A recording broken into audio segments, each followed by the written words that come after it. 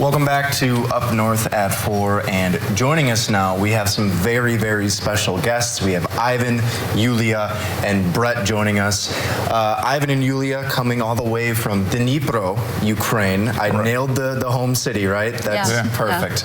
And you guys are joining us from Ukraine, obviously escaping the war that broke out a few years ago, and you're here now living in Wisconsin, living with Brett and his wife in Land O'Lakes. And I feel like I need to start, though, from the beginning. For the two of you, what was life like before the war? What was life like in Dnipro for the two of you? Actually, we were living in 1 million city. Okay. It's a big city life.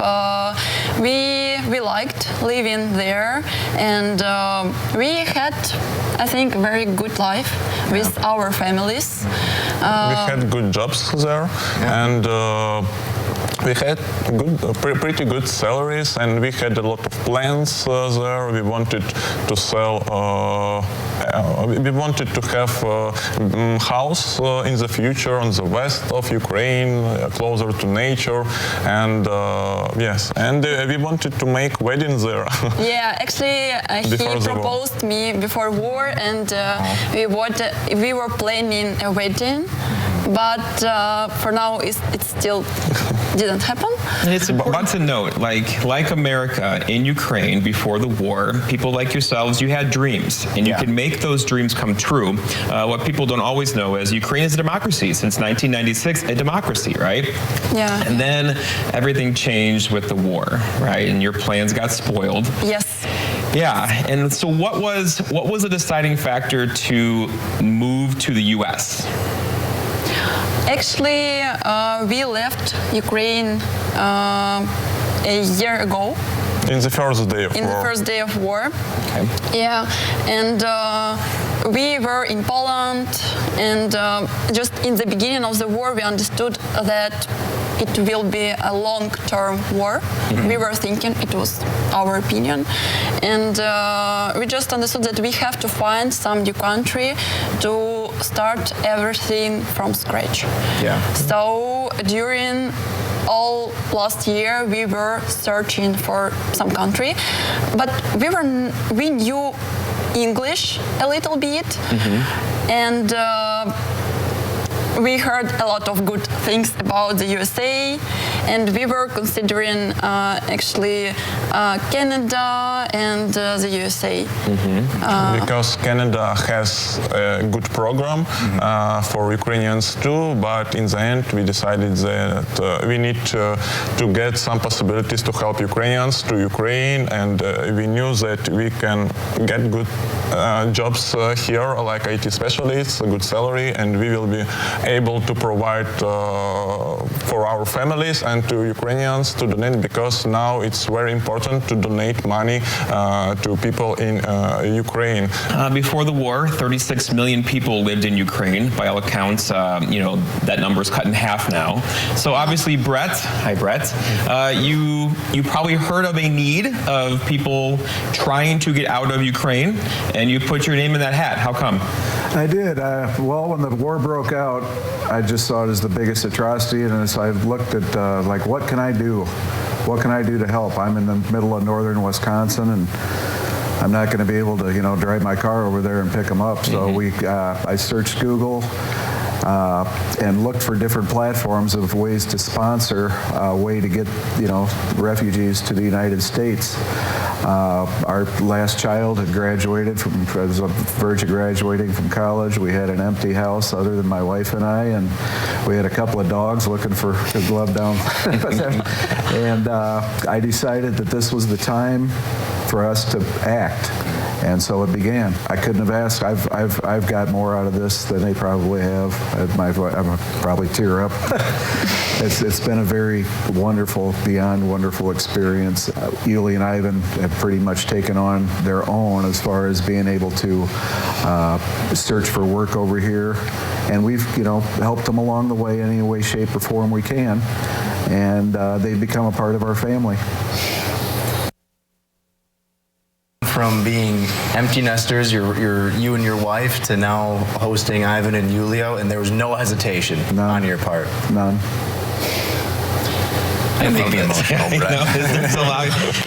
Yuliia and Ivan, when you look at, Brett behind you, what do you have to say to him? We really appreciate everything that you've done for us, and it means a lot for us, and we are very grateful to you and Frisk. You're right here. And like Brett mentioned, his last words that we became like part of family, and this the right feelings that really we have.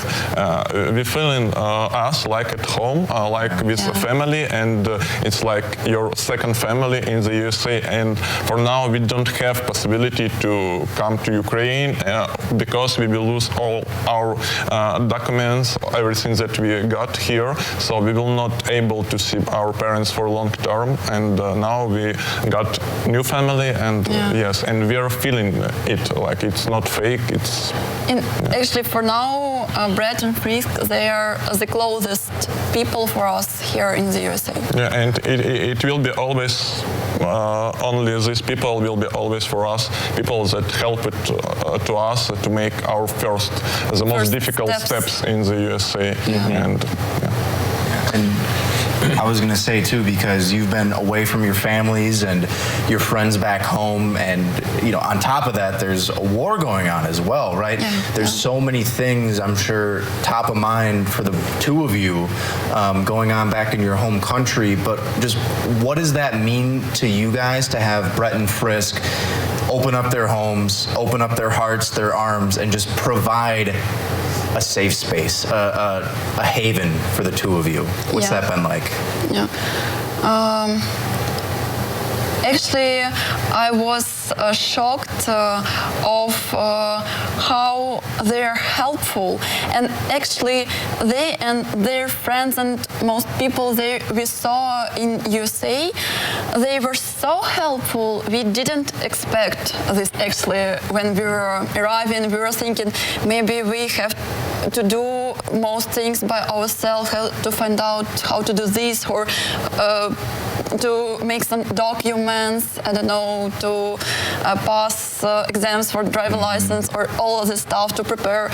And they helped with all stuff that we had, and it was really unexpected. And we were shocked. It was cultural shock for us, because we really have mental differences between Ukrainians. It's cultural difference.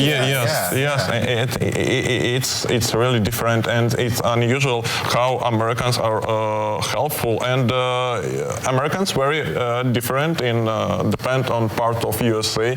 And here, why we stayed here in the middle? We were in different states in New York, Massachusetts, mostly. And mostly on East. And in the end, we decided to stay here because people are different and so helpful, and we feel this warmth from people because they will hug you. They will not do it in New York or in Boston. No, here in Wisconsin, it's, I don't know, that's a really good feeling to be here. It's like on the north of USA, but it's very warm here. Yes. And Ivan, you mentioned your family. Obviously, you made the hard decision to leave them back in Ukraine. If they're watching you right now, what do you have to say to them? I will say that of course I miss everyone, but I will do my best. I decided not to stay in Poland and just wait when the war will end, and we decided to move to USA, not just for us, but for our families, for Ukraine, and we will try our best. We will do everything that we can to help firstly our families, then the Ukrainians, Ukraine, and we will not just sit, and we will not sit until the war will not finished. So my family, everyone, you can be confident that we will do a lot, and I promise it.